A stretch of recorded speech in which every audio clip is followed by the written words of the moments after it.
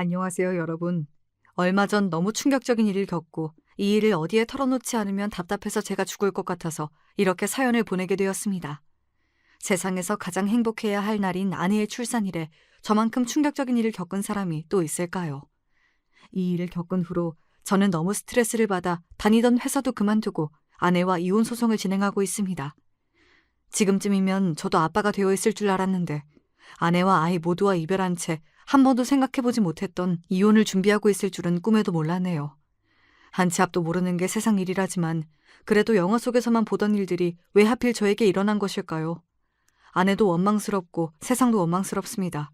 제가 뭘 그렇게 잘못했길래 이런 벌을 주신 건지. 차라리 주변에서 아내와의 결혼을 말릴 때 그 말을 들었어야 했나 봅니다. 얘기하기 전부터 감정이 너무 격해졌네요. 죄송해요. 지금부터 정말 어이없고 화나는 제 이야기를 들려드릴게요.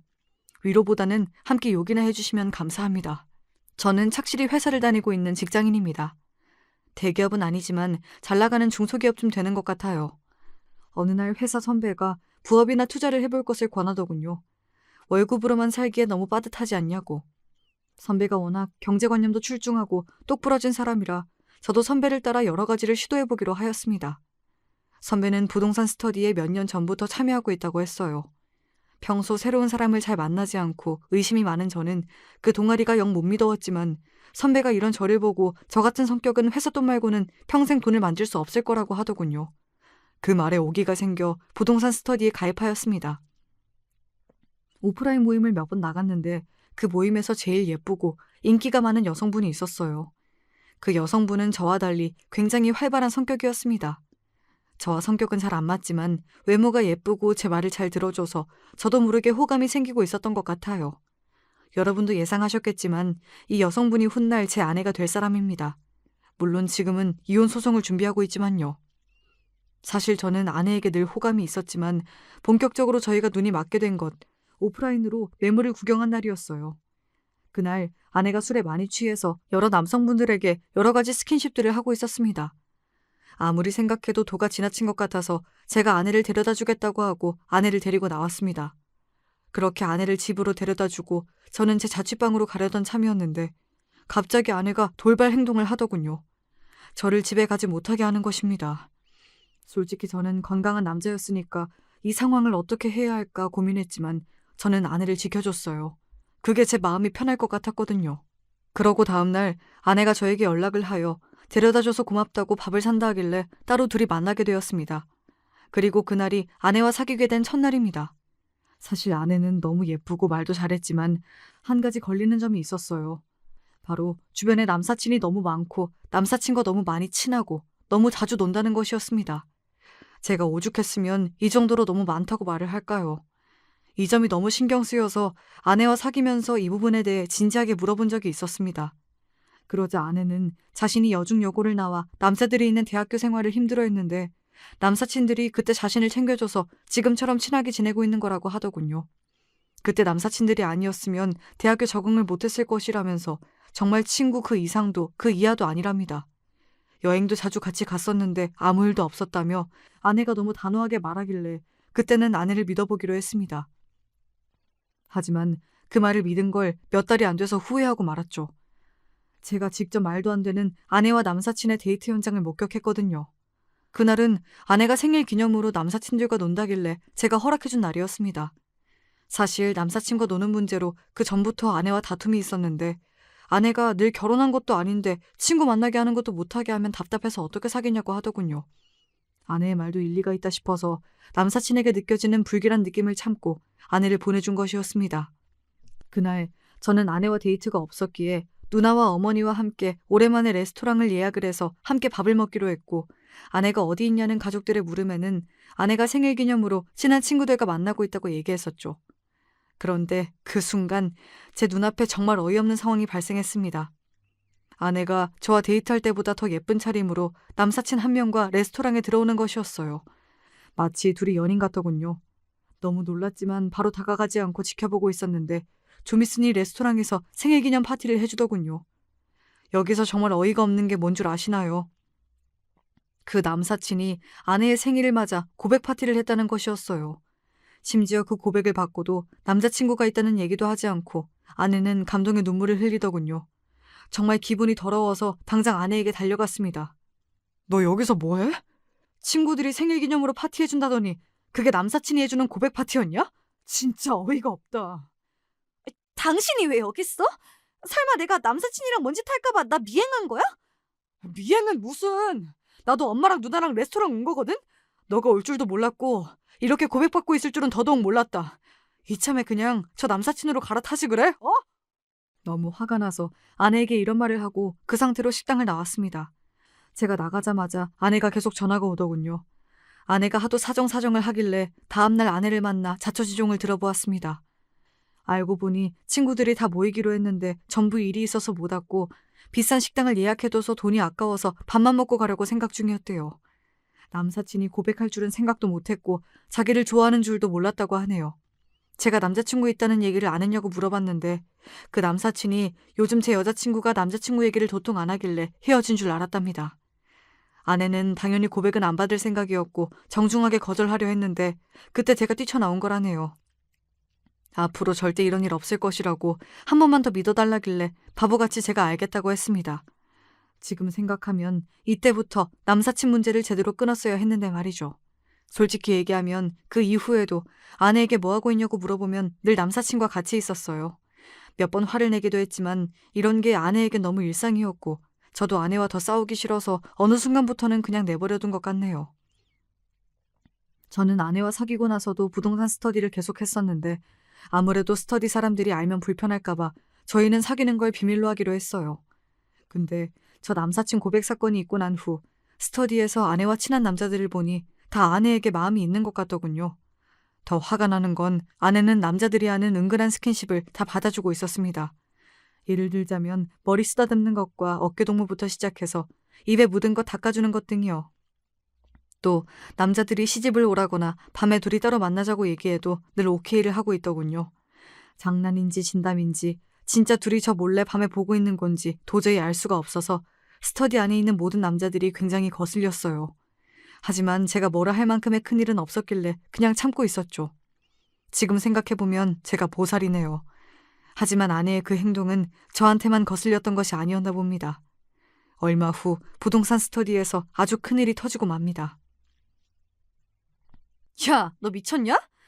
내 남자친구한테 밤에 따로 만나자고 하고 집에 오라고 꼬리치는 거 내가 다 봤는데 왜 발뺌이야? 어머, 저는 언니 남자친구인 줄도 몰랐어요. 그리고 선배가 집 가는 길에 비가 갑자기 오는데 저희 집 보인다고 해서 잠깐 들어오라 한 거예요. 저는 나쁜 마음으로 한 행동이 아무것도 없어요. 야, 거짓말 하지 마. 너가 집에 혼자 있어서 무섭다. 오빠 집이랑 우리 집이 가깝다부터 시작해서 아예 대놓고 밤에 와주세요 말하고 있었잖아. 야, 너 남친도 있다며. 누군지 모르지만 네 남친 진짜 불쌍하다. 네가 이런 식으로 남사친들한테 맨날 꼬리치고 있는 건 아니? 어? 결국 아내는 그날 부동산 스터디 선배한테 된통 혼이 난 후에 부동산 스터디를 나오게 되었습니다.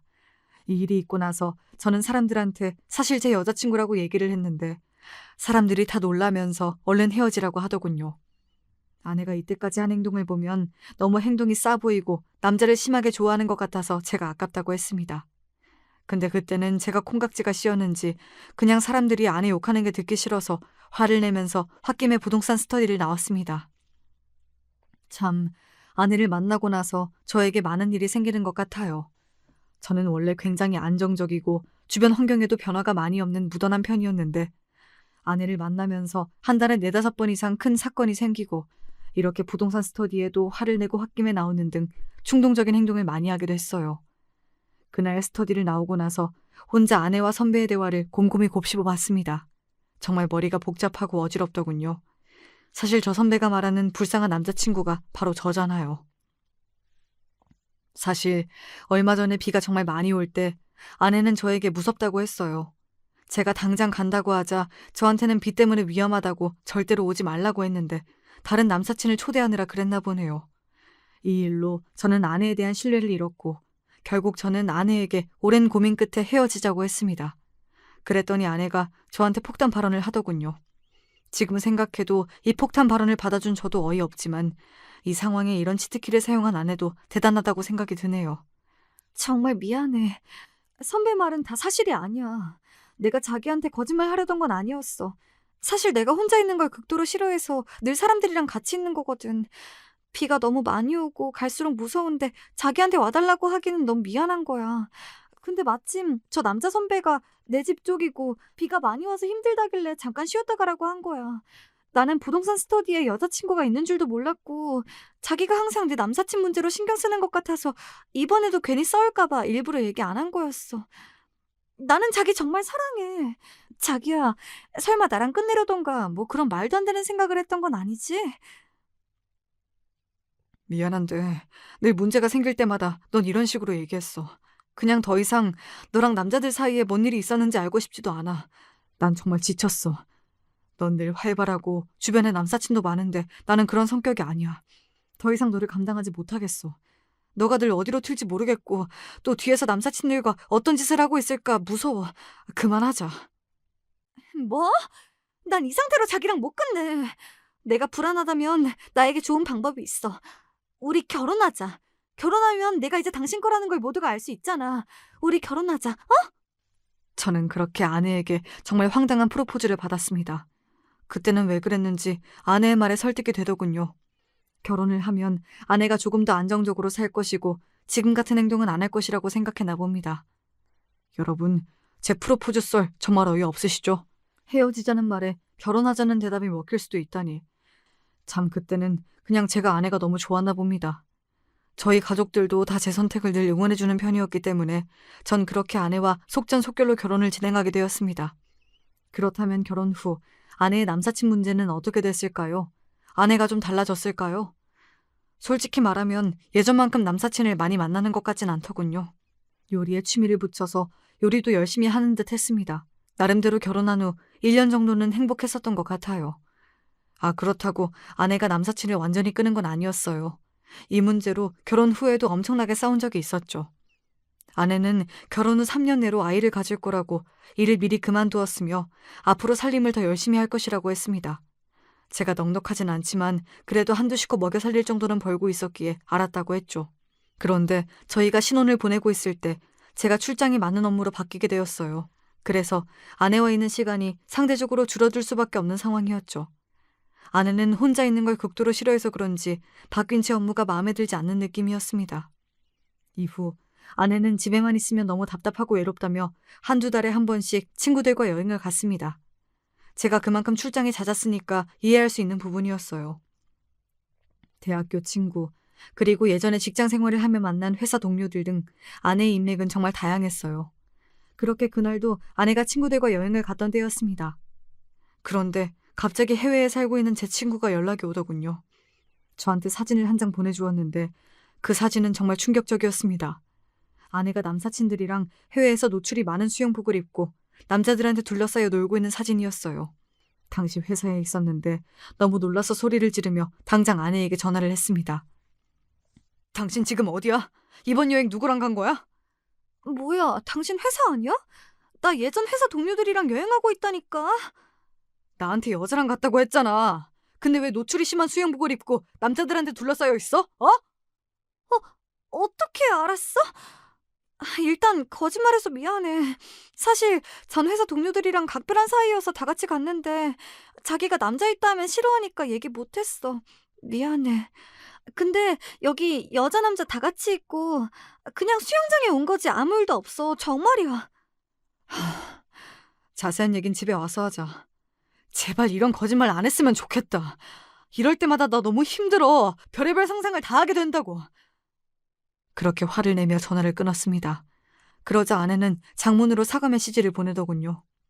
이 여행은 실제로 다른 여자분들도 있었기에 저는 앞으로 절대 거짓말하지 않고 저에게 사실대로 이야기하고 여행을 가라고 말했습니다. 이후로 아내는 저에게 늘 구체적으로 이야기를 해주었고 어떻게 보면 제 허락을 받고 합법적으로 남사친들과 여행을 갔죠. 늘 여자분들도 같이 있었다고 하니까 제 입장에서는 아내의 말을 믿을 수밖에 없죠. 그러니까 아내는 결혼 전에는 남사친들을 자주 조금씩 만났다면 결혼 후에는 이렇게 함께 여행을 가며 제대로 놀았다고 얘기할 수 있겠네요. 사실 저는 저와 다른 아내의 성격을 최대한 이해해줬고 결혼 후에도 이렇게 남사친들이랑 여행도 보내줬으면 정말 많이 배려해준 거라고 늘 생각했습니다. 그런데도 아내는 아직 부족했는지 저에게 이 결혼 생활의 불만을 털어놓더군요. 나는 자기가 너무 안정적이고 제대로 놀 줄 모르는 게 아쉬워. 사실 내가 예전부터 외국에서 해변 파티 꼭 가보고 싶었거든? 이태원 알지? 이태원에서도 남자랑 여자랑 상관없이 외국인들이랑 다 같이 놀잖아. 해변 파티는 좀 그런 느낌이랄까? 솔직히 내가 일찍 결혼해서 나랑 대학교 때 친했던 친구들은 이번에 다 해변 파티 간다던데 당신이 그런 건 절대 안 된다고 난리를 쳐서 나만 못 간다고 했잖아. 내가 왜 빨리 결혼했는지 너무 억울하고 그냥 당신이랑 나랑 너무 안 맞는 것 같아. 짜증나. 솔직히 너 남자랑 여행 가는 것도 다 이해해줬으면 내가 할 만큼 한 거 아니야? 근데 해변 파티는 너무 남자들이 대놓고 들이대잖아. 거기에 유부녀가 가는 건 좀 아니지 않아? 특히 자기 친구들 다 미혼이면 어떻게 놀지 다 보이는데 그건 아닌 것 같아. 내가 이해할 수 있는 정도를 넘었어. 제발 매일 일하고 있는 내 기분도 생각해줘. 당신이 그렇게 놀면 내가 얼마나 불안하겠어. 아무리 생각해도 해변 파티는 아닌 것 같아서 아내에게 절대 안 된다고 했습니다. 사실 해변 파티도 그랬지만 외국인 남자들과 대놓고 같이 논다는 사실이 제일 걸리더군요. 제가 보기엔 예전부터 아내가 외국인 남성에 대한 로망이 있는 것 같았어요. TV 속에서도 늘 외국인 남자들을 보면 눈을 떼지 못했고 유튜브나 인스타에서도 그렇게 외국인 남자들을 많이 찾아보더군요. 그리고 외국인 남자와 관련하여 아내와 친구 사이에 정말 껄끄러운 일도 있었습니다. 어느 날 아내의 친한 친구와 함께 밥을 먹기로 했는데 아내의 친구가 남자친구를 데리고 왔더군요. 그분은 흑인 남성이었습니다. 키도 크고 이목구비도 너무 커서 저도 보자마자 깜짝 놀랐어요. 아내는 정말 그 흑인에게서 눈을 떼지 못하더군요. 어머, 뭐야? 너 언제 이런 남자친구분을 만났어? 진짜 대박이다. 대놓고 부러워하는 티를 내던데 솔직히 기분이 안 좋았지만 저도 신기한 마음은 있었기에 그냥 참았습니다. 그런데 며칠 후 아내의 친한 친구가 저한테 따로 연락을 해왔습니다. 아내가 친구의 남자친구분께 친구 몰래 문자를 보냈다고 하더군요. 그리고 아내의 친구가 보여준 문자 내용은 정말 충격적이었습니다. 안녕하세요. 저 그때 식당에서 희주랑 같이 뵀었는데 기억하시죠? 저는 너무 잘생기셨어서 기억하고 있습니다. 사실 제가 희주와 관련해서 할 말이 있는데 따로 뵐 수 있을까요? 희주랑 제 남편한테는 절대 말하지 않았으면 합니다. 대체 제 아내는 친한 친구의 남자친구에게 왜 이런 문자를 보낸 걸까요? 너무 잘생겨서 기억하고 있다는 이런 말은 솔직히 제가 봐도 너무 오해를 살 수 있어서 할 말이 없었습니다. 그 순간 아내가 남사친 문제 때문에 다른 여자들이랑 싸웠던 예전 기억들이 떠오르면서 갑자기 미친 듯이 스트레스가 올라오더군요. 저와 아내의 친한 친구는 이 문자를 보고 아내에게 왜 이런 문자를 보냈냐고 물었는데 아내는 당황하더니 이렇게 핑계를 댔습니다. 아니, 나는 희주 깜짝 파티를 해주고 싶어서 남자친구분께 연락을 드린 거야. 정말 다른 이유는 없었어. 믿어줘, 여보. 아내는 친한 친구가 며칠 후에 생일이어서 깜짝 파티를 해주려고 했다더군요. 그러고는 저한테 흑인은 자기 취향이 절대 아니라고 얘기했습니다. 그때도 찜찜했지만 아내를 믿고 싶어서 알겠다고 오해 살 일 없도록 조심하라는 말을 하고 넘겼어요.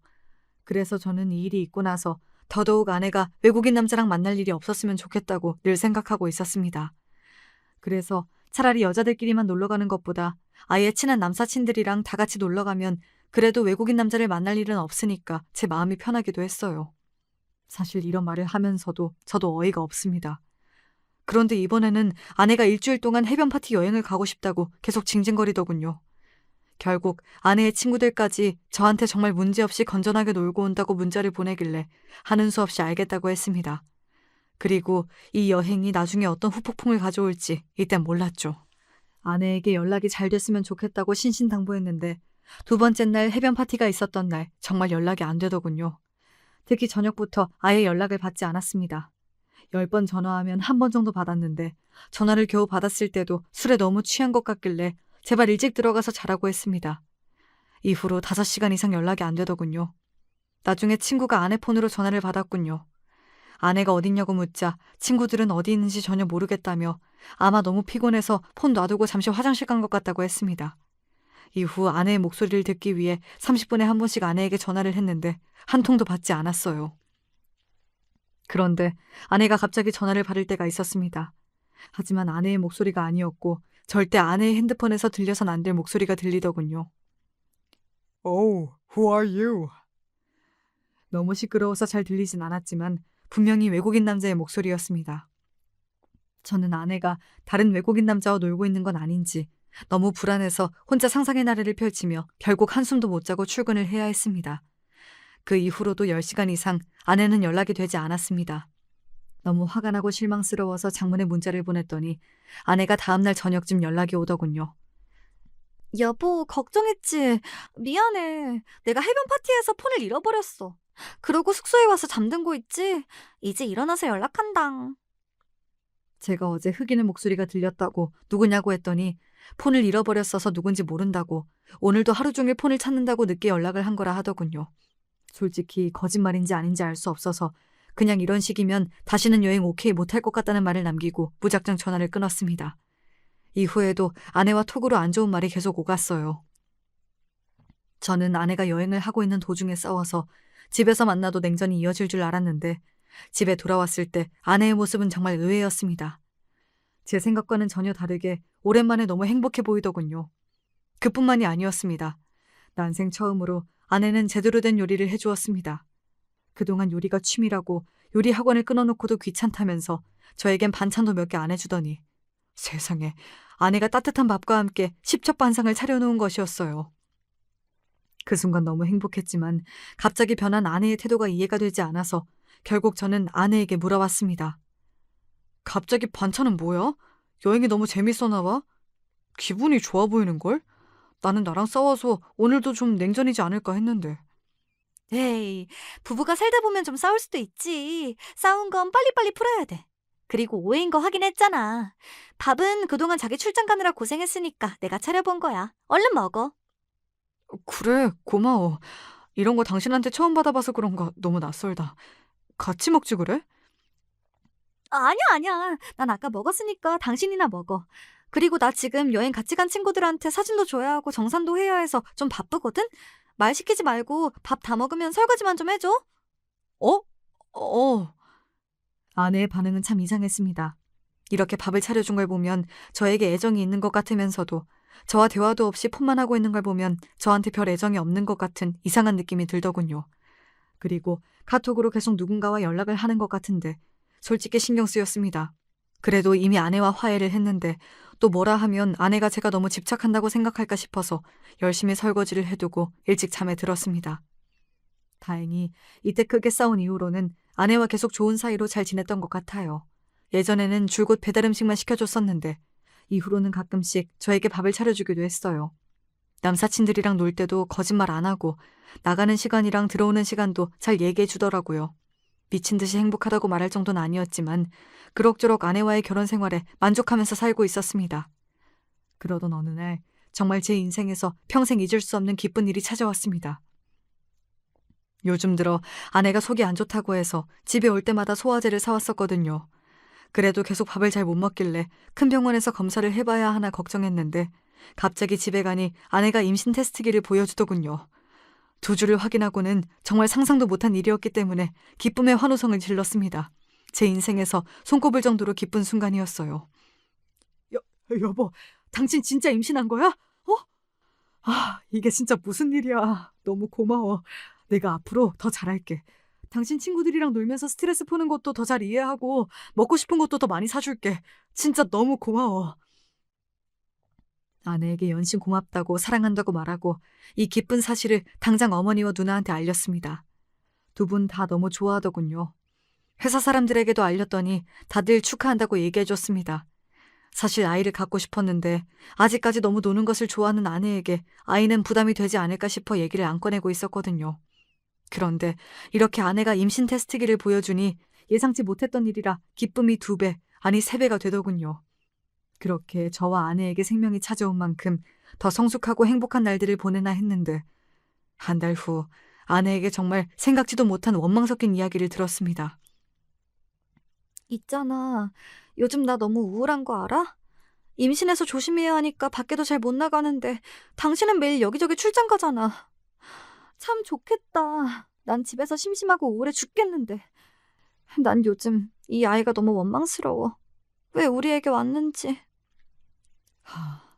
집에서 하고 싶은 거 다 하면서 푹 쉬고 있는 줄 알았던 아내가 이런 얘기를 꺼내길래 저는 정말 놀랐습니다. 사실 아내가 원하는 건 다 해줬어요. 출장도 거의 2주에 한 번 정도로 줄였고 먹고 싶은 거 갖고 싶은 것도 다 사줬었거든요. 아내가 너무 예민해진 것 같아서 일단 아내를 진정시키기 위해 그럼 지금 하고 싶은 거나 원하는 게 대체 뭐냐고 물었더니 글쎄 아내가 뭐라고 했는 줄 아시나요? 나는 집에 남사친들을 부르고 싶어. 걔네가 내 삶의 낙인데 내가 밖에 못 나가니까 못 만나잖아. 물론 남사친만 부른다는 건 아니고 그냥 내 친구들을 다 부르고 싶다고. 제가 출장 갔을 때나 회사에 있을 때 집에 남자가 온다는 사실이 솔직히 꺼림칙하긴 했지만 너무 우울하다며 아이와 저를 원망하는 아내의 부탁을 거절할 수가 없어 알았다고 얘기했습니다. 그 대화 이후로 저희 집에는 아내의 남사친들이 정말 많이 찾아왔고 밤새 노는 날도 많았습니다. 결국 저는 잠도 제대로 못 자고 회사에 나가는 날도 있었습니다. 어느 날 어머니가 오시기로 한 날을 아내가 잊어버려서 아내의 친구들이 아침부터 집에 있는 모습을 보고 엄마가 저에게 화를 내기도 했어요. 임산부가 저래도 된다니? 나 참 어이가 없어서. 결혼한 집에 남자랑 여자가 아침부터 저렇게 많이 있는 건 처음 본다. 임신 중이라 내가 별말 안 했으니까 너가 따끔하게 혼 좀 내렴. 저는 어머니에게 알겠다고 한 후 아내에겐 제발 우리 가족이 오는 날만이라도 예의상 신경을 써달라고 부탁했죠. 하지만 아내는 그마저도 제대로 하지 않았습니다. 그렇게 겨우 아내의 비위를 맞추며 저는 빨리 출산일이 다가오기만을 기다렸어요. 지금 생각해보면 제가 아내가 임신한 후 숨을 쉴 수 있는 날은 지방으로 출장을 갔을 때뿐이었던 것 같아요. 어느 날은 아내가 너무 답답하다고 친구들과 밖에서 논다고 하더군요. 저는 임산부인 만큼 조심하라는 말과 함께 아내에게 용돈을 주며 보내주었고 저는 혼자 집에서 넷플릭스를 보고 있었습니다. 그때 제가 본 영화는 남자의 미친 여자가 결혼을 해서도 늘 남사친을 끊지 못하고 결국 다른 사람과 몰래 바람을 피는 내용이었어요. 영화에 나오는 여자의 모습이 알게 모르게 아내의 행동과 닮아 있어서 짜증이 나더군요.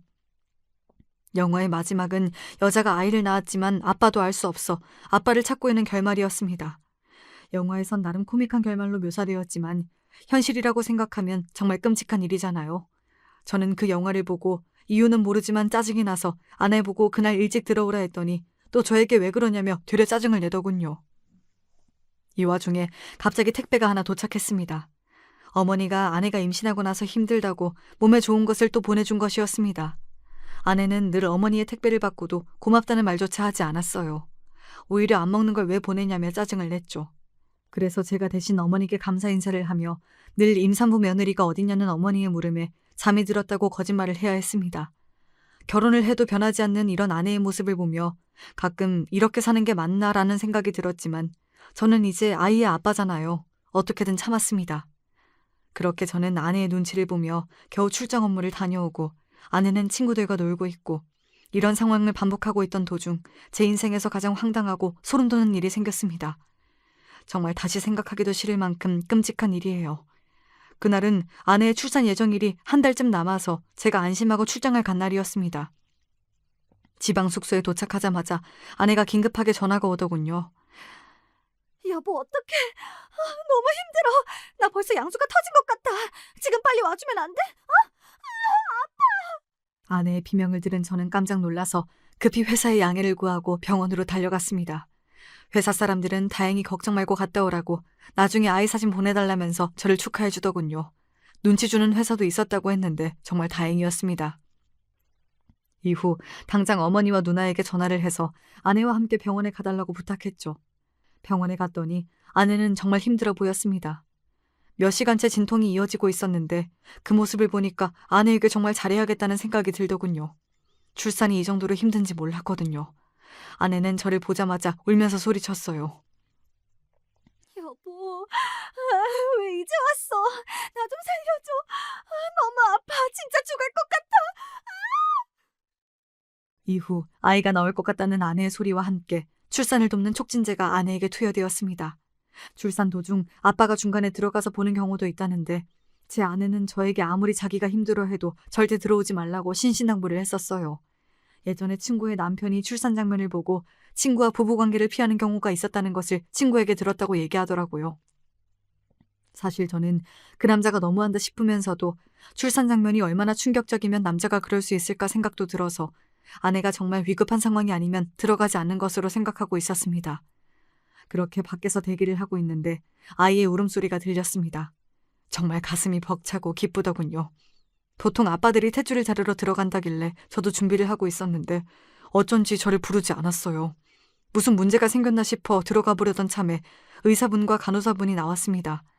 분명 아이 울음소리를 들었는데 의사와 간호사 선생님의 표정이 너무 어둡고 서로 눈치를 보더라고요. 그러더니 의사 선생님이 아주 난처한 듯이 말을 꺼냈습니다. 이게 죄송하지만 정말 말도 안 되는데 그게 그러니까 말을 더듬는 의사 선생님을 보며 너무 답답한 마음에 당장 아내가 있는 곳으로 들어가려 했더니 간호사 선생님들이 저를 가로막더군요. 아니, 아이가 태어났는데 아이를 보려고 온 아빠를 가로막는 경우가 대체 어디 있나요? 저는 그 순간 아내의 생명에 문제가 생긴 건 아닌가 싶어 정신을 놓은 채로 소리를 질렀습니다. 지금 뭐 하는 거예요? 우리 아내 어딨어요? 지금 우리 아내 잘못돼서 나 못 들어가게 하는 거냐고요? 제 말을 들은 간호사는 절대 그런 건 아니라며 어렵게 얘기를 꺼내더군요. 산모분은 정말 건강합니다. 그런데 지금 아이분이 조금 특이해요. 직접 보시면 충격이 너무 크실 것 같은데 저희도 이런 경우는 처음이라 혹시 산모분 남편이 맞으신가요? 저는 간호사의 말을 들은 순간 제가 며칠 전 본 영화가 떠오르면서 불길한 느낌이 들더군요. 당장 가서 아내와 아이를 제 눈으로 봐야 할 것 같아서 제정신이 아닌 상태로 의사와 간호사분을 확 밀친 후 아내가 있는 곳으로 갔습니다. 그러자 제 눈앞에는 믿을 수 없는 광경이 펼쳐졌어요. 여러분, 정말 놀라지 마세요. 간호사분이 안고 있는 아이는 저랑 하나도 닮지 않았고 피부색도 검은색이었습니다. 누가 봐도 한국인이 아니었고 제 아이가 아니라 분명히 흑인 아이였습니다. 아이를 눈으로 보고 옆에 있는 아내를 봤는데 입술을 깨물며 두려움에 떨고 있더군요. 저는 너무 놀라서 다시 밖으로 나왔습니다. 현실을 부정하고 싶어서 의사와 간호사분께 믿을 수 없는 표정으로 다시 한번 여쭤봤습니다. 아니, 선생님, 제 아이는 어디로 가고 왜 흑인 아이가 저기 있는 건가요? 지금 이 중요한 순간에 저한테 장난치시는 건가요? 빨리 제 아이 보여주세요. 네? 아버님, 믿기지 않으시겠지만 산모분이 낳으신 아이가 맞습니다. 무슨 소리예요, 지금? 어떻게 저랑 제 아내 사이에 흑인이 나와요? 네? 아이가 바뀐 거 아니에요? 아니, 근데 내가 계속 옆에 있었는데 아이가 바뀔 수가 없는데 그럼 지금 제 아내가 바람이라도 폈다는 얘기인가요? 네? 의학적으로도 흑인 부모가 백인 아이를 낳은 경우도 있긴 하지만 확률이 지극히 드물죠. 저희도 아버님이 생물학적 아이의 아버지가 맞는지는 장담할 수 없습니다. 아내분과 대화를 나눠보시고 추후 유전자 검사도 해보시는 게 좋을 듯합니다. 이게 말이 돼?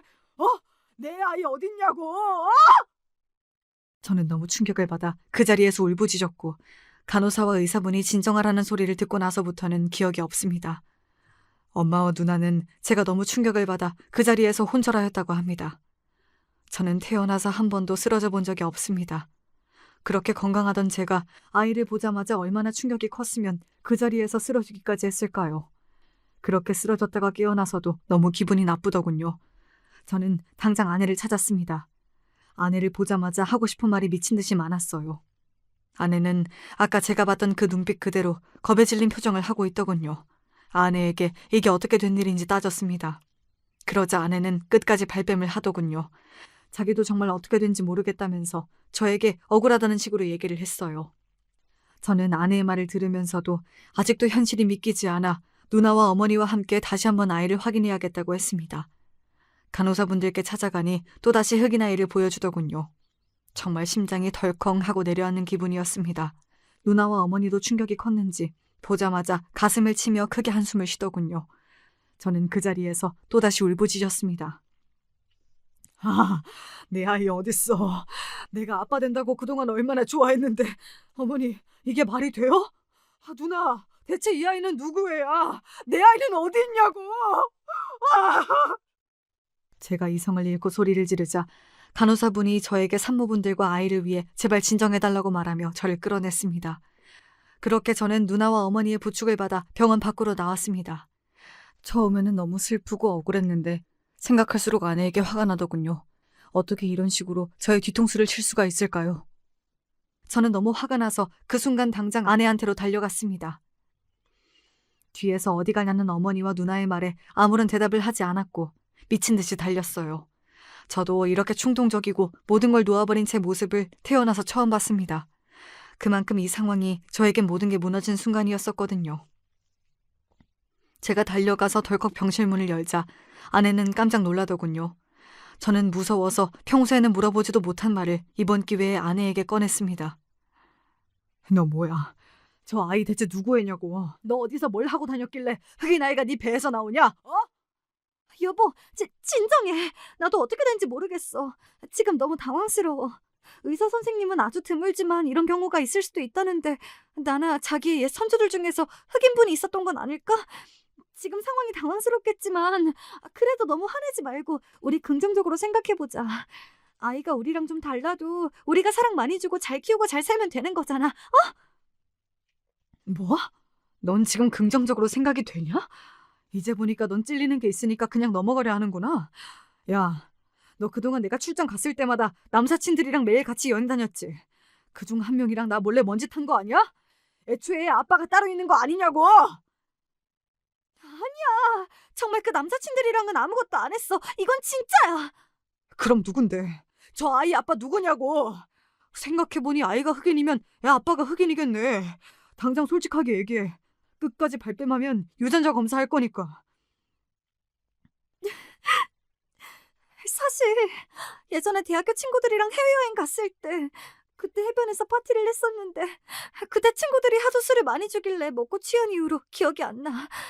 근데 아침에 일어나보니까 내가 흑인 3명이랑 같이 침대에 있더라고. 옆에 친구들도 없고 나도 너무 무서웠어. 그래도 당신이 솔직하게 얘기하라니까 생각해보자면 그때 3명 중에 한 명이 애 아빠일 수도 있지 않을까 생각도 들고. 야! 너 지금 나랑 장난하냐? 뭐? 3명 중에 1명? 그때 여행 가서 나 밤새 연락 안 됐을 때 나한테 숙소에서 술 취해서 자고 있었다며. 그렇게 거짓말하더니 흑인들이랑 내 뒤에서 더러운 짓 하고 있었냐? 야, 넌 진짜 인간 말종이다.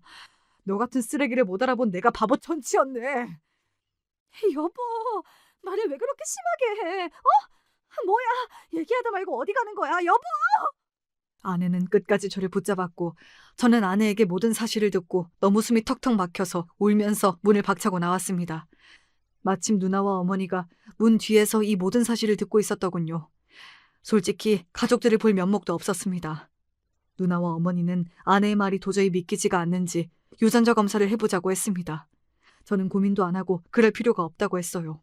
그동안 아내의 행실을 생각하면 아이 아빠가 제가 아니란 걸 충분히 예측할 수 있었기 때문이죠. 더군다나 아내가 이미 여행 가서 다른 흑인 남자와 밤새 놀았다고 말했는데 어떤 말이 더 필요하겠습니까? 어머니와 누나에게 유전자 검사는 할 필요도 없다는 말을 하면서도 제 마음은 정말 무너졌습니다. 그동안 제가 아이를 만나기 위해서 얼마나 많은 기대를 했는지 다들 모르실 거예요. 저 정말 좋은 아빠가 되려고 육아 관련된 책도 사서 읽고 유튜브도 온갖 아이 육아에 관한 것밖에 안 봤어요. 아이 주려고 아이 옷과 장난감도 얼마나 많이 사놨는데요. 그리고 결정적으로 아내가 늘 남사친과 만났을 때도 혼자 마음 졸이면서도 아내를 믿어주었습니다. 출산 중인 아내의 기분을 최대한 배려하기 위해서였죠. 하지만 저는 결국 제 인생에서 가장 기대하고 행복해야 할 날인 제 아이가 태어나는 날 아내에게 배신을 당하고 말았습니다. 여러분, 어떻게 해야 그동안 제가 아내를 사랑했던 시간, 아이를 기다렸던 시간을 보상받을 수 있을까요? 이후로 저는 너무 억울해서 회사도 그만두게 되었고 술에 취해서 겨우겨우 살았습니다. 이후 아내는 저에게 계속 연락을 해왔어요. 저는 아내의 전화를 받지 않았습니다. 더 이상 할 말도 없었고 휴대폰에 뜨는 아내의 번호를 볼 때마다 그 흑인 아이가 떠올라 역겹더군요.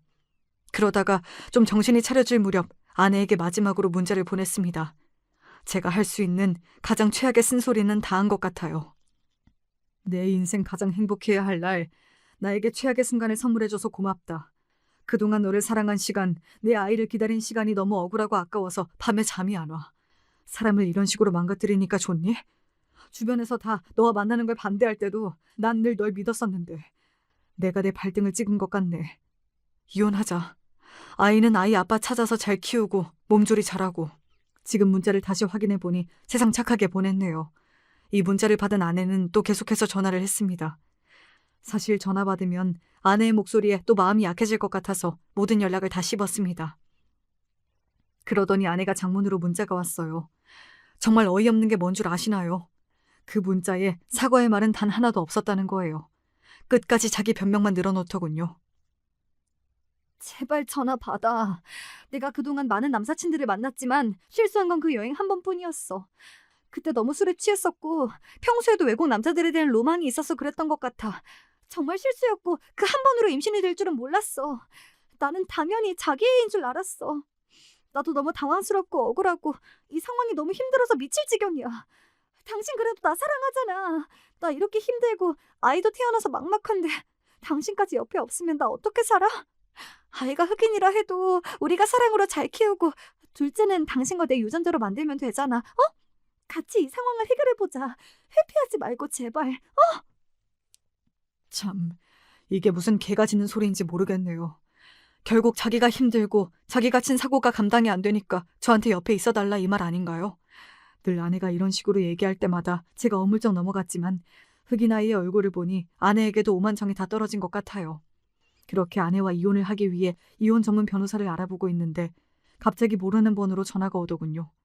참, 사람은 끼리끼리 논다더니 저한테 누가 전화가 왔는 줄 아시나요? 그 전화 내용이 너무 황당해서 말도 안 나오네요. 안녕하세요. 저 세연이랑 예전에 같이 여행 갔던 친구인데요.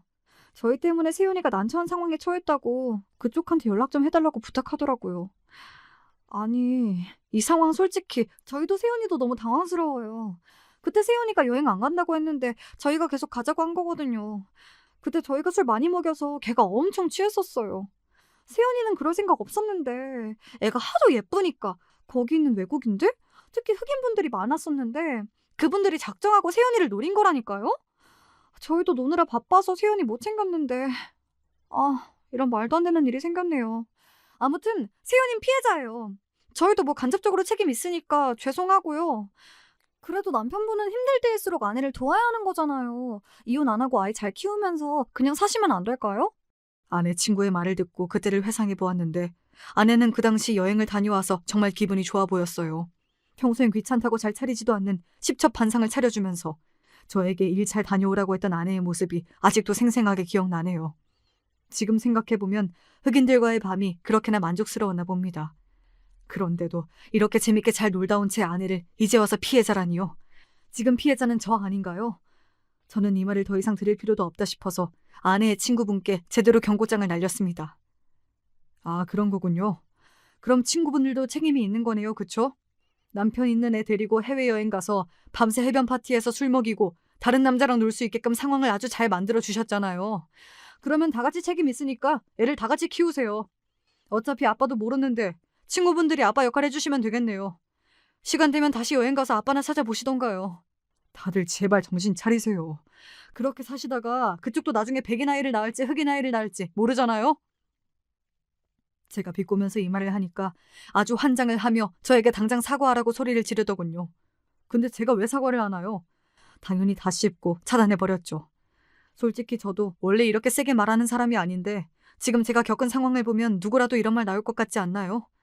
이후 아내의 친구분들이 아내에게 이 얘기를 해줬는지 아내가 휴대전화를 다시 개통해서 다른 번호로 저한테 또 연락이 오더군요. 어떻게 친구들을 모욕할 수 있냐면서 당장 사과하라 하던데 참. 이 와중에 또 친구를 신경 쓰고 있더군요. 그리고 애 낳은 지 얼마 되지도 않은 임산부가 무슨 기운이 그렇게 많이 남아있어서 여기저기 연락을 하고 있는지 이해가 안 되네요. 저는 결국 이혼 소장 날렸고 지금도 이혼 소송 중입니다. 뭐 아내의 책임으로 나오겠죠. 정말 어쩌다 제 인생이 이혼남의 백수, 거기다 아내는 외국인이랑 바람나서 외국 아이 임신, 이런 절망적이고 자극적인 상황으로 가득 차게 되었는지 모르겠습니다. 사람들은 아내를 알았던 몇 년 동안 액땜했다고 생각하라는데 지금은 무슨 말을 들어도 위로가 안 되네요. 그냥 너무 힘들고 진이 빠져서 무언가를 새로 시작할 염두도 나지 않아요. 뭐 시간이 해결해 주겠죠. 여러분들도 제 사연 보시면 속으로 제 전 아내 욕이나 한 번씩 해주세요. 그리고 저 같은 일 모두 절대 없으시도록 처음부터 남편이나 아내의 남사친, 여사친 절대 오케이 하지 말고 제대로 끊으셔야 합니다. 그러다가 제 꼴나요. 지금까지 안타깝고도 황당한 제 사연 들어주셔서 감사합니다. 다음번엔 좀 더 희망적이고 좋은 사연 들고 올게요. 안녕히 계세요.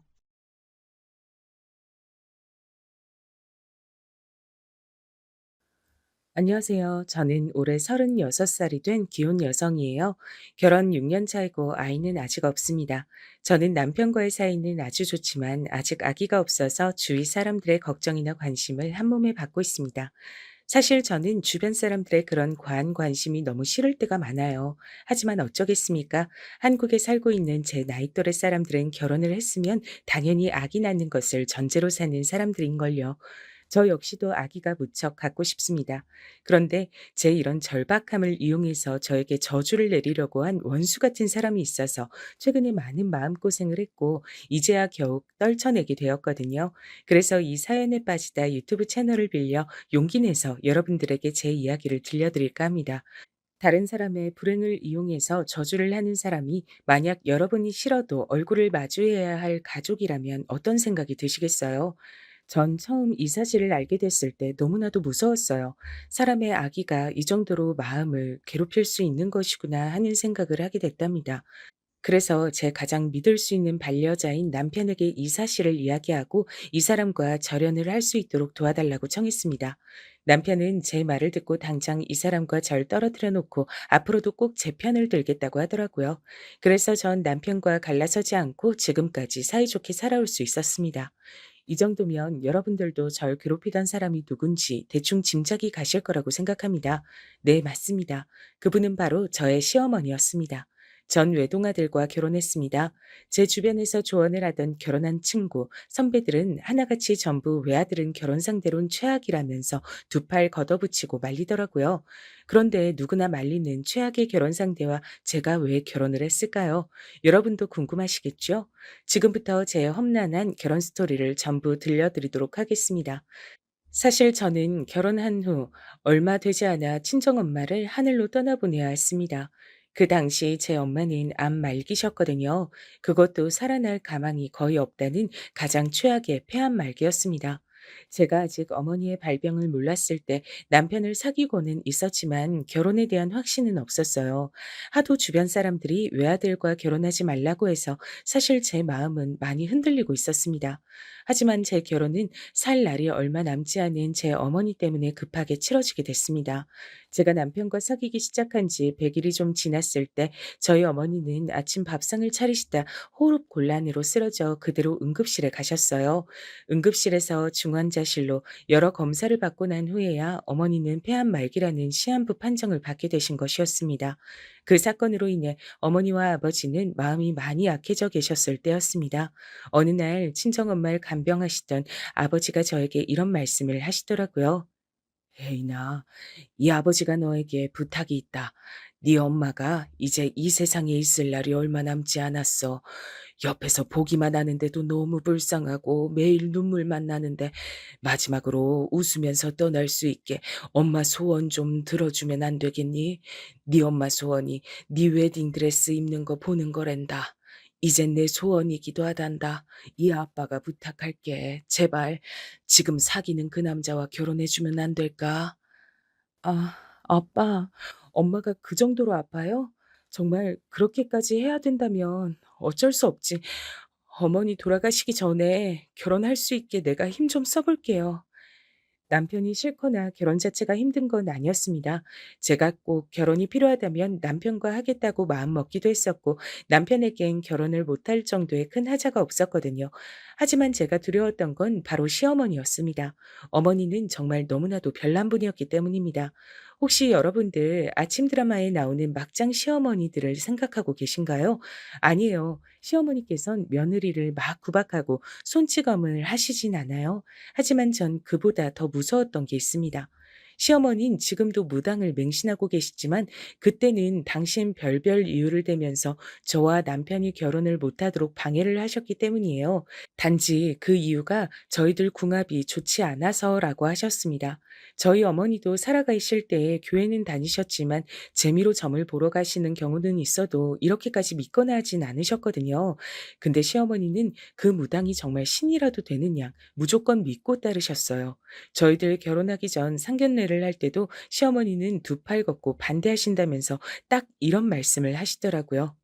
아들, 얘랑 결혼은 무조건 안 돼. 우리 애기 동자님이 절대로 결혼시키면 불행하다고 했어. 나중엔 이혼하거나 네가 사고 당하는 수가 생긴다고 말이다.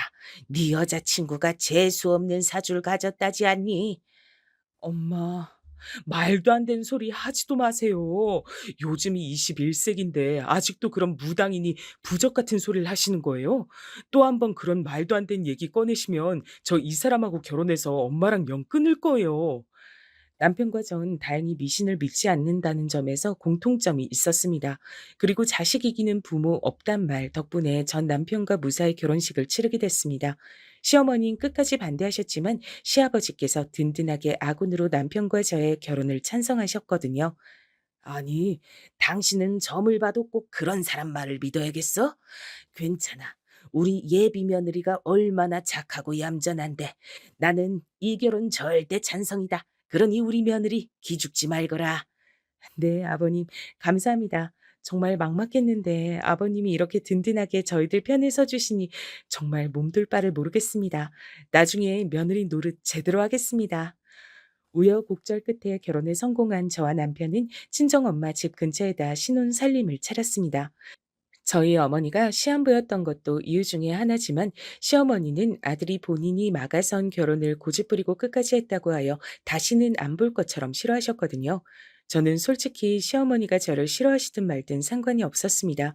이쁨 받겠다는 생각은 첫 만남부터 하지도 않았어요.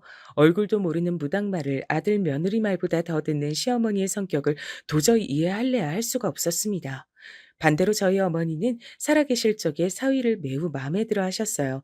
남편은 맨날 퇴근할 때마다 맛있는 빵이나 과일을 사서 장모님 댁에 나르고 아침마다 안부도 물어봐주는 살가운 사위였습니다.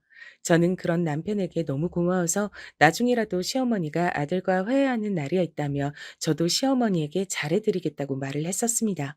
남편도 결혼하기 위해서 시어머니 말씀을 거역했지만 시어머니가 자기를 용서해주는 날이 언젠가 오겠지라고 하면서 좀 슬픈 표정으로 웃었습니다. 전 그런 남편을 보는 것이 안쓰럽고 미안했어요. 딱히 제가 뭘 잘못한 건 아니었지만 엄마 때문에 일찍 결혼을 한 이유도 있었거든요. 만약 시어머니를 설득한 후에 허락받고 결혼했었으면 남편이 어머니와 대면대면하게 지낼 이유도 없을 텐데 하고 생각했습니다. 친정엄마는 저의 결혼식을 보시고 몇 달 후에 돌아가셨습니다. 엄마가 돌아가시기 전 우리 가족들 모두 후회가 남지 않도록 어머니와 추억을 더 많이 만들기 위해 노력했습니다.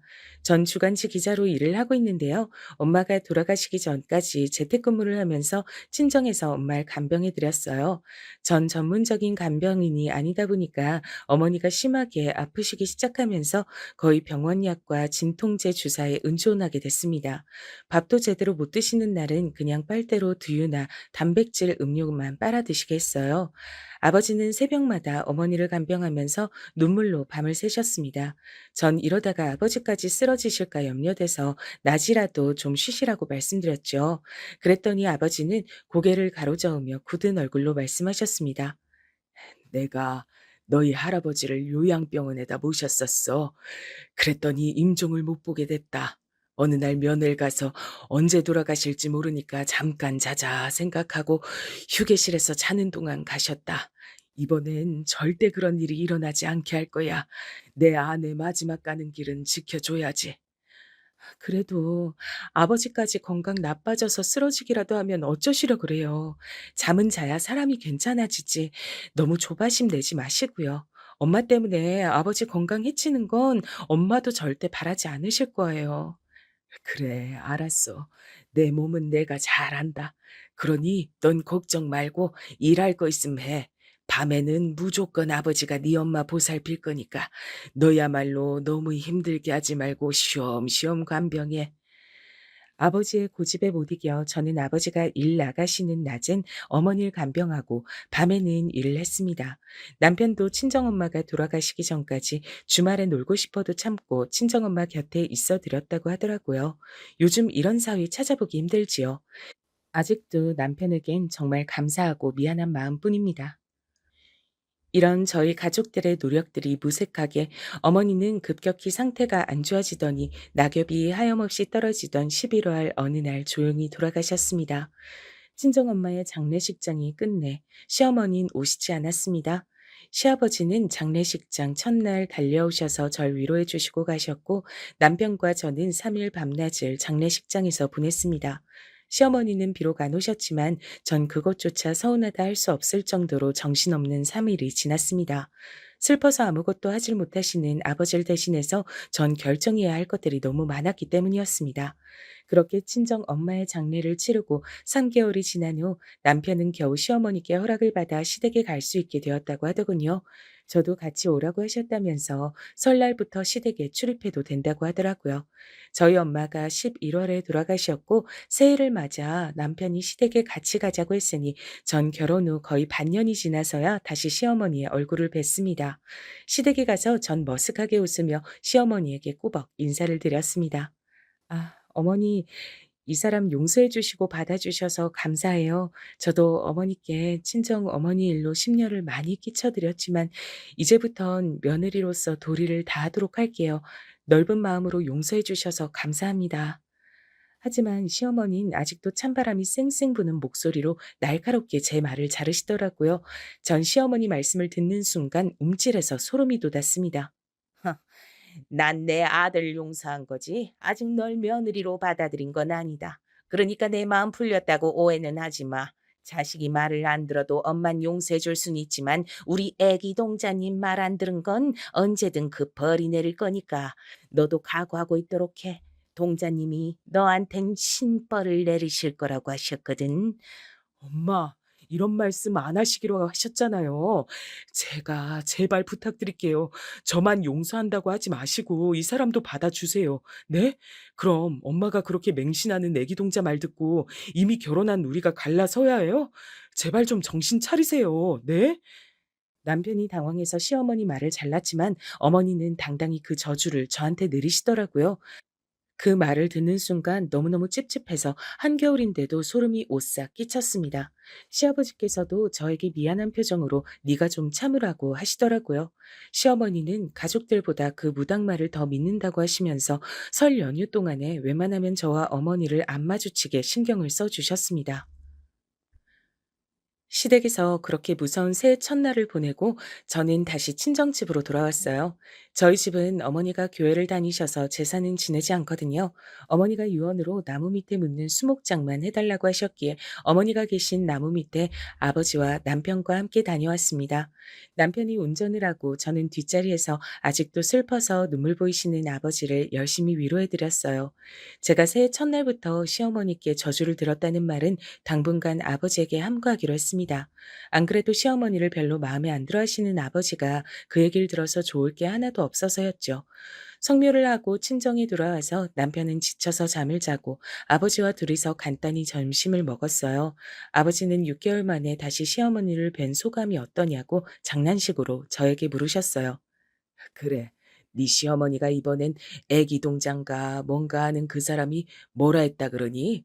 혹시 네 욕한 거면 이 아버지 안 참을 거야. 그러니 솔직히 말해봐. 아버지, 시어머니가 매번 그렇게 전만 보고 다니시진 않아요. 그러니 걱정하지 마요. 어머니가 막 반겨주시진 않았어도 남편도 용서했고 저한테도 명절에나 시부모님 생신 때 와도 된다고 말씀하셨으니까 너무 신경 쓰진 마세요. 저는 시댁에 갈 때면 당연히 시어머니 말씀은 그냥 흘려들었어요. 제가 그런 거 하나하나 신경 쓰면 제 수명은 벌써 10년 넘게 줄었을걸요? 하지만 저 역시 사람인지라 기분이 좋진 않았습니다.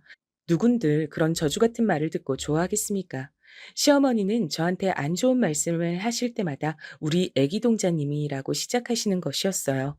예를 들어서 저한테 신년에 운이 나쁘다고 했다. 아니면 꿈자리가 사납다고 하더라. 이런 말씀들을 애기 동자의 입을 빌어서 아무렇지도 않게 하시는 거였습니다. 특히 저한테 그런 흉사 같은 걸 많이 전해주시는데 나중엔 정말 귀에서 피가 나올 것 같더라고요. 전 너무 어이가 없고 어머니의 전화가 받기 싫어서 어느 날 남편에게 불평을 했습니다. 여보, 어머니 말이야. 정말 너무 심하신 것 같아. 내가 일할 시간인데도 아랑곳 않고 수시로 전화하셔서 나한테 저주를 하시는데 당신이 좀 말려주면 안 돼? 좋은 말도 계속 들으면 귀가 아픈데 어머니는 계속 이번 주에 아플 거라느니 화분이 머리에 떨어질 거라느니 하시잖아. 근데 그게 어떻게 맞는 날엔 나도 소름이 너무 돋아. 제발 당신이 좀 말려줘. 일상생활이 힘들잖아. 아, 어머니가 또 자기 힘들겠구나. 내가 미안해. 우리 엄만 정말 아무도 못 말리는 분이야. 난 그냥 건성으로 들어드려. 그리고 안 믿으면 그만이지 뭐. 알았어. 내가 당신한테 피해 안 가도록 어머니께 잘 말씀드려 볼게. 남편이 어머니께 전화를 하고 시어머니랑 한참을 싸우고 나서야 며칠은 잠잠하게 넘어갈 수 있었어요. 하지만 남편이 잔소리를 안 한다 싶으면 또 시어머니는 줄기차게 저한테 저주의 말을 전화로 전하시는 것이었어요.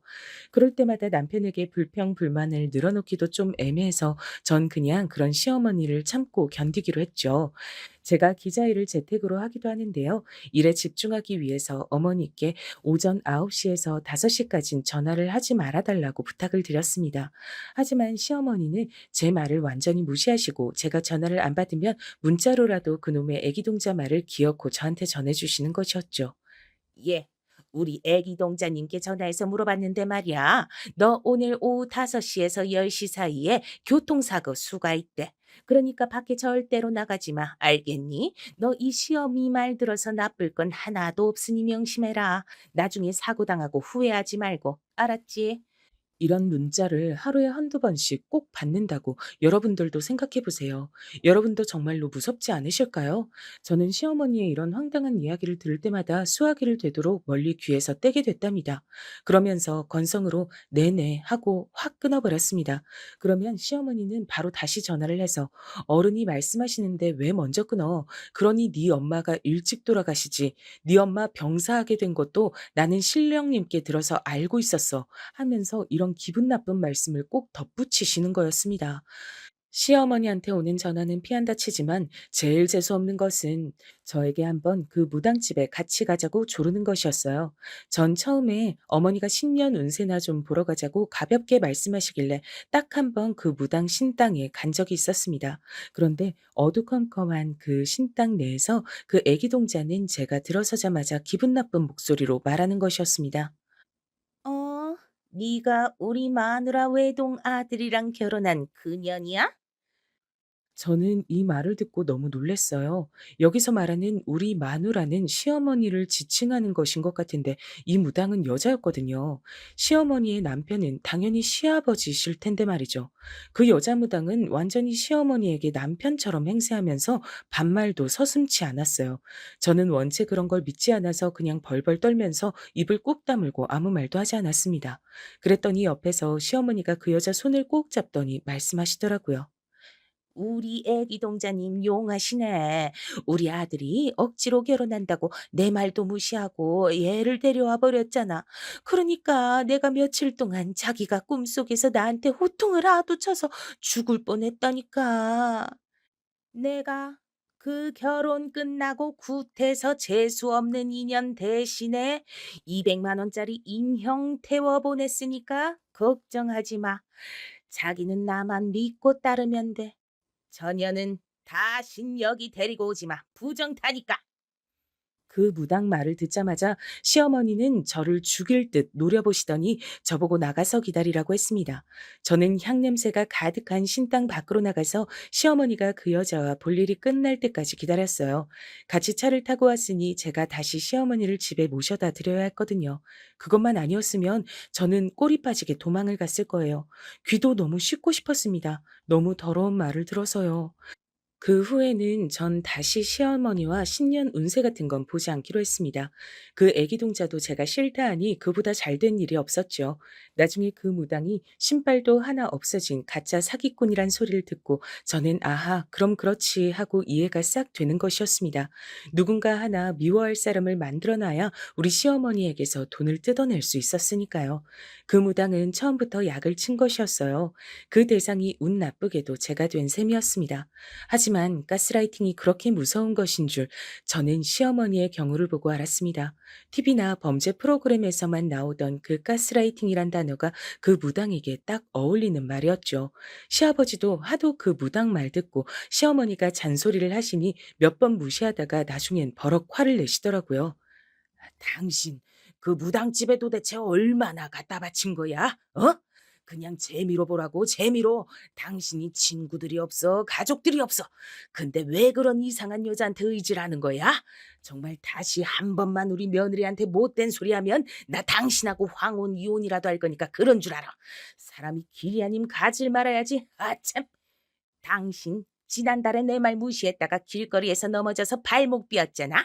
내가 다칠 수가 있으니까 나가지 말랬지. 근데 말 안 듣고 다치더니 꼴 좋다고 내가 했어 안 했어? 우리 동자님 용한 건 이 동네 사람들이면 다 알아. 뭘 알고 헛소리를 하던지 해. 이렇게 우리 가족과는 아무 상관없는 그 여자 때문에 우리 시댁은 바람잘 날이 없었습니다. 남편은 무당 말만 믿고 절 미워하시는 시어머니 때문에 1년에 2번 명절 때만 시댁에 가자고 했습니다. 저는 남편이 저희 엄마한테 잘해드렸던 걸 기억하면서 시어머니에게 보통 때는 잘 대해드리려고 노력했습니다. 하지만 시어머니는 시댁에 아무도 없을 때는 저를 노려보며 니년 때문에 애기 동자님이 화나셨다면서 저에게 마구 욕을 하셨습니다. 어머니, 저 어머니께 정말 잘하고 싶어요. 그런 기회를 주시면 안 돼요? 전 어머니를 이해할 수가 없어요. 왜 생판 남인 그 애기 동자 때문에 가족까지 불편하게 만들고 버리려고 하시는지 말이에요. 제가 이 말을 하니 시어머니는 씩씩 거친 숨을 몰아쉬시면서 저에게 삿대질을 하고 소리를 지르시더군요. 이야, 너 말이면 난 줄 알아? 우리 동자님이 한 번 화가 나면 아무도 못 막아. 빨리 잘못했다고 빌어. 안 빌면 너 진짜 큰일 나. 네 옆에서 듣고 계시단 말이야. 어머니, 제 옆에 아무도 없어요. 얼른 망상에서 벗어나세요. 제발요. 그렇게 기약 없이 싸우고 시간이 지나면 대면대면한 채로 명절마다 만나는 날들이 5년이나 계속된 것이었죠. 저는 어느 날 너무 답답해서 시아버지에게 여쭤본 적이 있습니다. 남편이 저랑 결혼하기 전에도 어머니가 이렇게 병적으로 무당의 말을 믿었는지 말이에요. 그랬더니 시아버지는 시어머니가 한 달에 한 번씩 그 점집에 가시긴 했지만 그 전엔 제 남편만 그렇게 잡들이를 했다고 하시더라고요. 머리를 어디다 두고 자지 마라. 시험 보는 날은 빨간색 속옷을 입어라.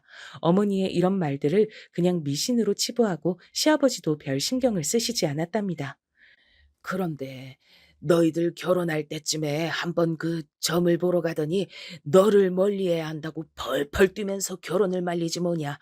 그래서 나도 몇 번 싸웠어. 그 점집 가서 무당 여자한테 헛소리 말라고 호통도 쳐받고 말이야.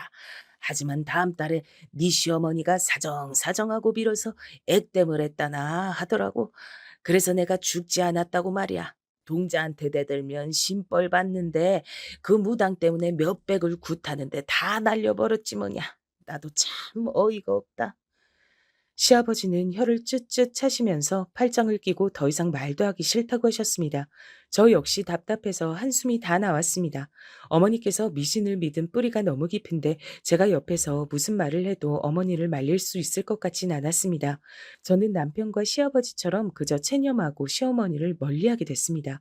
명절 때 시댁에 가면 옆에 있지만 말을 섞진 않는 그런 사이 말이에요. 그러던 어느 날 시어머니는 또 그 무당집에 가서 무슨 말을 듣고 오셨는지 우리 집으로 찾아오셨습니다. 원래 재수 없다고 우리 사는 집엔 잘 오시지 않았는데요. 전 갑자기 시어머니가 현관벨을 누르자 펄쩍 뛸 정도로 놀랬습니다. 어머니가 또 무슨 말씀을 하실지 걱정도 됐고요. 안 그래도 남편도 우리 사이에 아기가 안 생기자 몸에 좋은 것만 먹고 영양제 먹으면서 병원에 한번 다녀보자고 하던 참이었거든요. 전 시험관이나 산부인과에서 임신 준비를 하면 돈이 많이 들 걸 알았습니다. 사실 맘카페에서 하는 말들을 미리 들어서 알았거든요. 그 때문에 병원비가 걱정되어서 그냥 음식 조심하고 운동만 하고 하늘에 맡기자고 했어요. 하지만 결혼한 지 이제 5년이 되었으니 아기는 가지라고 저희 친정아버지도 은근히 손주를 기다리신 눈치였어요. 친정아버지가 혹시 저에게 남편이 피임하냐고 아니면 왜 이렇게 손주 소식이 없냐고 물으실 정도였으니까요. 저는 아버지가 그런 뉘앙스로 말씀하실 때마다 웃으면서 얼버무리기 바빴습니다. 언제든지 생길 수 있겠지. 그렇게 안일하게 생각했던 것도 사실이었습니다. 아기를 아주 싫어하지는 않지만 제가 잘 키울 자신도 없고요. 게다가 엄마는 돌아가셨으니 도움을 도움을 받을 수도 없잖아요. 시어머니도 키워주실 것 같지가 않고요. 절 싫어하시는데 제가 애를 낳으면 좋아하실지 믿어지지도 않았고요. 친구들 중 일찍 결혼한 애들은 자식들이 벌써 중학생은 되거든요. 그 애들에게 육아에 대해 물어보면 애기 낳아서 밤새 가면서 분유 타고 흔들어 재우고 하다 보면 손목이랑 무릎 관절 다 나간다고 조심하라고 했던 말들이 생각이 나더라고요. 그리고 지금은 애 다 키워놓고도 자기가 아직 30대니까 좋지만 젊은 엄마일 때는 다른 애들 다 이쁘게 꾸미고 놀러 다닐 때 자기는 우울하게 집에서 애만 봤다고 후회된다고 하더라고요. 자기는 아예 청춘이 없었다고 말이죠. 아무튼 저는 시어머니가 생전 걸음도 하지 않으시던 우리 집으로 찾아오셨을 때 놀란 것이 사실이었습니다. 전 어안이 벙벙해서 현관문을 열자마자 시어머니께 물었습니다. 어, 어머니, 어떻게 저희 집에 다 오셨어요? 저 재수없다고 평소에 잘 안 오시잖아요. 제가 이 말을 했더니 시어머니는 입을 삐죽거리면서 저에게 물이나 한 잔 가져오라고 하셨어요. 저는 시어머니께 드릴 커피를 타오면서 오늘은 또 무슨 저주의 말을 들을지 걱정이 되어서 어머니하고 눈도 못 마주치겠더라고요. 시어머니는 커피를 한 모금 마시더니 식탁에 앉아서 저에게 흰 봉투를 하나 내밀었습니다. 평소 같지 않게 억지로 상냥하게 웃는 표정으로 말이에요. 전 그게 뭔지 궁금해서 고개를 갸우뚱했습니다. 그랬더니 어머니는 입꼬리를 올리시며 이렇게 말씀하시더군요. 어머니, 이게 뭔데 저한테 주시는 거예요? 이거 영험한 부적이야. 100만 원 주고 애기 동자님께 써온 건데 아들 낳게 해주는 거래. 내가 저번에 우리 아들한테 전화를 했는데 너희들 임신 준비한다면서? 동장님이 백일 기도하고 나한테 기운 담아 써주신 거니까 베개 속에 넣고 잠을 잡아. 그럼 네 꿈에 삼신 할매가 나와서 아들로 낳게 해주신다고 하니까. 시어머니의 말을 듣고 저는 너무 기가 막히고 어이가 없었어요. 이딴 부적으로 아들을 낳을 수 있다면 누가 안 가지고 가겠습니까? 그런데다 100만 원이나 썼다니. 여러분은 우리 시어머니 이해하실 수 있으시겠어요? 전 시어머니가 주신 부적을 찝찝해서 거절했습니다. 어머니, 뭐하러 이런 거 비싸게 주고 사셨어요? 저희 운동하고 영양제 먹고 하면 애기 가질 수 있을 거래요. 그래도 애기 안 생기면 산부인과 가서 시험관이라도 할게요. 그러니까 이 부적은 그냥 가지고 돌아가세요. 저 정말 그런 거 안 믿어요. 그랬더니 시어머니는 억지로 웃었던 얼굴을 싹 지우시고 점점 얼굴이 험악하게 일그러졌습니다. 시어머니는 팔을 휘두르면서 저에게 소리를 지르셨어요. 그 고함 소리가 어찌나 크던지 저는 고막이 터질 것 같아 귀를 막아야 할 정도였습니다. 그러니 너랑 내가 상극이란 게야. 어른이 무슨 말을 하면 네 하고 고분고분한 맛이 없어 너는. 아무튼 우리 아들 몰래 네 베개 속에 넣고 자야 해. 그래야 동자님이 아기 점지를 해주실 거니까. 이거 버리면 신벌 받으니까 그런 줄 알고 알겠어? 시어머니 이제 갈 테니까 나오지 마라. 제가 뭔가 대답을 하기도 전에 어머니는 도망치듯이 문을 쾅 닫고 저희 집에서 나가셨습니다. 왠지 수상하긴 했지만 그래도 평소 저를 탐탁치 않아 하시던 어머니가 선물로 주신 거라니 찝찝하긴 해도 한 번 놓고 자보자고 생각했습니다. 그때까지만 해도 저는 시어머니가 저한테 거짓말을 한 것이라고는 생각도 못했습니다. 그저 아기가 들어서게 하는 부적이라니 가볍게 생각했던 것 같습니다. 남편에게 말하면 영험한 기운인가 뭔가가 없어진다고 하니 어머니가 오셨단 얘기도 하지 않았어요. 남편은 피곤하다고 하면서 저녁을 먹자마자 씻고 골아 떨어져 버렸습니다. 전 남편 몰래 시어머니께 받은 부적이 든 흰 봉투를 베개 속에 넣었습니다. 그리고 남편에게 등을 돌리고 잠이 들었습니다. 그런데 그날 밤, 전 아주 무서운 꿈을 꾸게 됐습니다. 제가 안 믿던 부적 때문이었는지 뭔지 몰라도 전 식은땀까지 흘리면서 꿈에서 깨었어요. 가슴 한편이 통증으로 꾹 눌리는 것 같았습니다. 절 사시나무 떨듯이 떨게 했던 그 꿈 내용은 바로 이런 것이었습니다. 꿈속에서 저는 안개에 쌓인 산길을 걸어가고 있었습니다. 산이 너무 험하고 낮인데도 안개가 짙어서 발 밑조차 안 보일 정도였어요. 정말 어딘가에서 귀신이 나와도 이상하지 않을 정도로 으스스한 산길이었습니다. 저는 왠지 무서워서 눈물을 흘리면서 얼른 이 산속에서 벗어나려고 발버둥을 쳤습니다.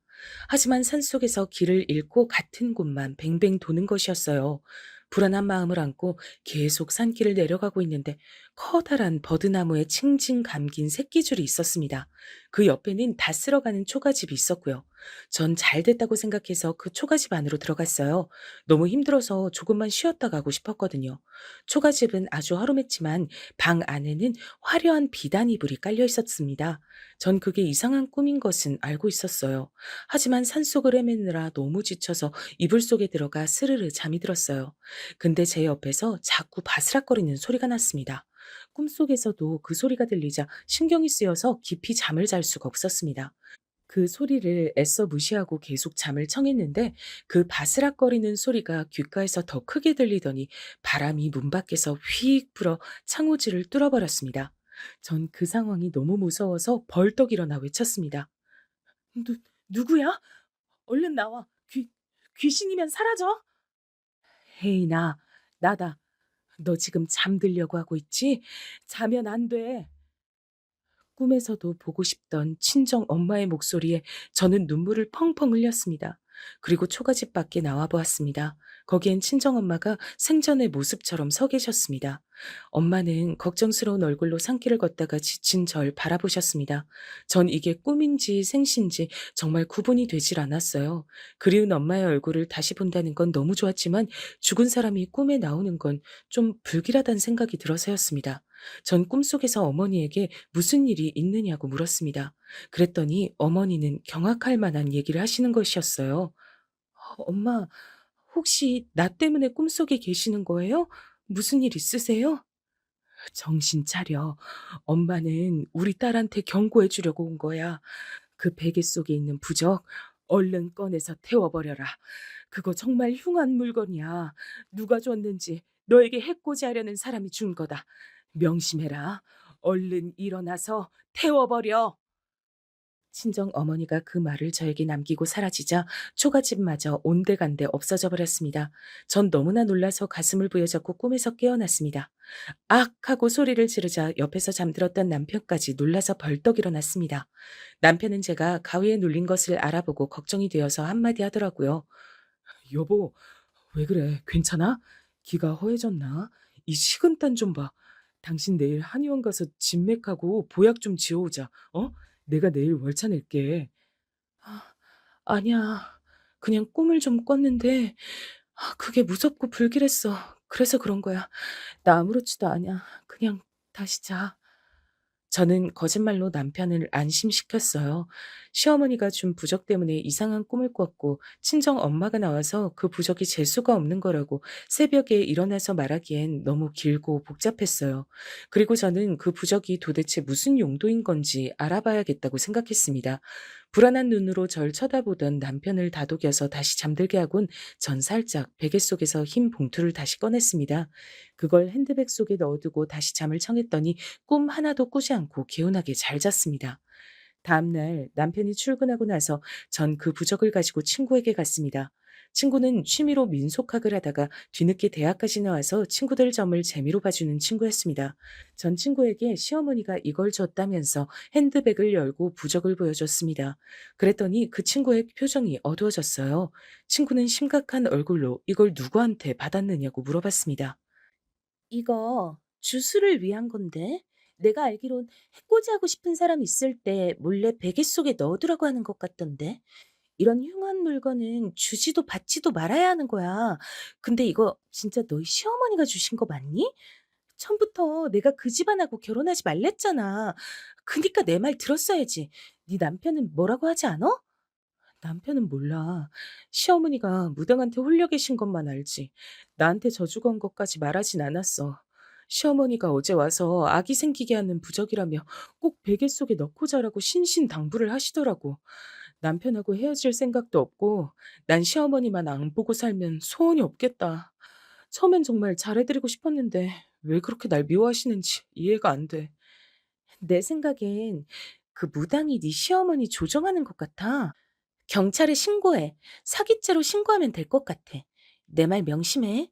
너희 친정엄마가 꿈에까지 나와서 경고하신 거면 말이야. 너한테 조만간 나쁜 일이 일어날 수도 있으니 정말 조심해. 친구는 찝찝하고 불길하다고 하면서 자기가 그 부적을 태워버리겠다고 달라고 했어요.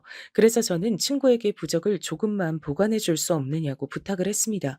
나중에 그 무당을 사기죄로 고소하거나 할 때 증거로 쓸 수 있지 않을까 하는 생각이어서였습니다. 친구는 그런 용도라면 알겠다고 하면서 그 찝찝한 걸 나무 상자에 넣어서 친구 방에서도 아주 먼 곳으로 치워뒀습니다. 그 친구의 말에 따르면 그게 내뿜는 기운이 너무 독해서 올해는 못 갖고 있는다고 하더군요. 그러면서 얼른 경찰에 신고하고 증거 가능한지 물어보라고 하더라고요. 저는 친구에게 그 애기 동전의 신당에 같이 가주면 안 되느냐고 부탁을 했어요. 원래 혼자 가야 맞는 건데 정말 그 여자가 너무 무서워서 혼자서는 갈 용기가 나지 않았습니다. 친구는 흔쾌히 같이 가겠다고 했습니다. 고등학교 때 저랑 엄청 친했던 친구였거든요. 말 나온 김에 지금 가자고 친구는 재촉을 했어요. 그 사기꾼 같은 무당의 정체를 밝혀주겠다고 말이죠. 전 친구와 같이 용기를 내서 그 애기 동자에게 갔습니다. 그랬더니 그 무당은 제 얼굴을 보자마자 벌벌 떨면서 소금을 마구 뿌리는 것이었어요. 알았구나. 네 시어머니가 애기 들어서게 하는 거라고 안 했어? 왜 우리 어머니 속여요? 당신이 나 해코지하려고 그런 거지? 왜 그랬어? 당신이야말로 신벌 받으려고 작정했어? 속이긴 누가 속였다고. 네 시어머니가 너가 임신할 거라고 하면서 애기 사산시키는 걸로 주문한 건데 네 시어머니는 너가 애기 갖는 거 원하질 않아. 그리고 기어인 인연을 아들하고 이혼시킬 거래. 뭘 알고 그런 소리라는 거야? 나도 너 같은 며느리 싫다. 그러니 썩 나가. 무당은 제 머리채를 잡고 질질 끌면서 친구랑 저를 내쫓아 버렸습니다. 신당 밖에 나온 친구는 별말 없이 휴대폰으로 녹음한 그 신당에서의 대화를 들려주었습니다. 이 정도면 신고해도 되겠다고 하면서 말이죠. 그리고 무당이 제 머리채 잡고 절 모욕한 것에 대해서도 기꺼이 증언해 주겠다고 했습니다. 그 길로 저희는 무당집에서 가까운 파출소로 직접 가서 그 나쁜 여자를 신고했고 조사를 부탁했어요. 경찰관은 녹음 파일을 듣거니 금전적으로 부적값에 대한 영수증이 있어야 사기죄로 집어넣을 수 있다고 하면서 곤란한 표정을 지었습니다. 친구와 저는 크게 실망을 했어요. 그래서 경찰에게 협박이나 모욕죄, 머리채를 잡았으니 폭행죄로 구속은 안 되느냐고 물었습니다. 그랬더니 그런 사람들 구속시키기엔 강도가 너무 약하다는 것이었어요. 경찰에서도 도와줄 수가 없다고 하니 어쩔 수 없이 저희들은 시어머니를 찾아가기로 했습니다. 저는 시댁은 혼자 가겠다고 친구에게 말했지만 제 친구는 혹시 시어머니가 저에게 무슨 짓을 하진 않을까 걱정이 된다고 하면서 따라가겠다고 했습니다. 저는 눈물나게 그 친구에게 고마웠어요. 결정적으로 시어머니와 인연을 끊을 수 있게 도와준 친구거든요. 시댁을 찾아가니 시어머니는 눈살을 찌푸리면서 절 반기지 않으셨습니다. 여기는 왜 왔느냐면서 얼른 쫓아낼 분위기를 풍기자 저는 다시 주눅이 들어 아무 말도 못했어요. 그러자 제 친구가 저 대신 나서서 반박을 했습니다. 이미 그 무당집에 가서 다 알고 왔다고 왜 이런 흉한 부적을 임신할 수 있는 거라고 속였느냐고요. 그랬더니 시어머니는 코웃음을 치면서 소리를 버럭 지르셨습니다. 말했잖니. 난 너한테 내 아들씨를 낳게 하고 싶지가 않아. 네가 싫은데 어떻게 그 애를 손주라고 봐줘? 난 너 며느리로 인정 안 한다고. 그러니까 얼른 나가. 시어머니가 미친 듯이 날뛰면서 오히려 성을 내자 꾹 눌러오던 저도 더 이상 참을 수가 없더라고요. 팔짱 끼고 저 대신 싸워주던 친구에게 진정하라고 말한 다음 저는 시어머니에게 다가가 어머니의 뺨을 한 대 쳤습니다. 그랬더니 친구도 시어머니도 눈을 휘둥그레 뜨고 놀랐습니다. 시어머니는 멍하게 부은 뺨을 붙잡고 잠시 서 계시더라고요. 제가 그랬다는 걸 믿을 수 없으신 것 같았습니다. 그러다 어머니는 순간 마구 소리치며 제 멱살을 잡으셨어요. 어떻게 네가 감히 어른 뺨을 올려붙여? 네 년이 정말 미쳤구나. 너도 한 대 맞아볼래? 네, 때리세요. 저는 이렇게라도 해서 어머니랑 연 끊을 수 있으면 좀 두들겨 맞아도 돼요. 어머니도 제가 이렇게까지 할 수밖에 없는 이유를 아시잖아요. 그 무당, 진짜 어머니를 조종하고 있어요. 어머니 지금 사기꾼에게 놀아나고 계시거든요. 제발 정신 차리세요. 망상 그만하시라고요. 시어머니는 입 닥치라고 크게 소리를 지르시면서 제 머리채를 잡고 막 흔들었습니다. 그 친구는 제가 머리채 뽑히는 순간은 동영상 증거로 남겨놨고요. 아주 정확하게 시어머니가 제 멱살을 잡은 순간부터 찍었더라고요. 저는 그 친구에게 정말 잘했다고 나중에 술 한 잔 샀습니다. 그것만으론 성에 안 찼는지 시어머니는 분에 못 이겨 씩씩거리면서 제 얼굴에 식탁에 있던 물잔을 뿌렸습니다. 그리고 휴대폰 영상을 찍던 친구에게도 그만 찍으라고 소리 지르면서 핸드폰을 뺏어서 휙 내던져 버리셨어요. 그 바람에 친구의 휴대폰 액정이 깨지고 말았죠.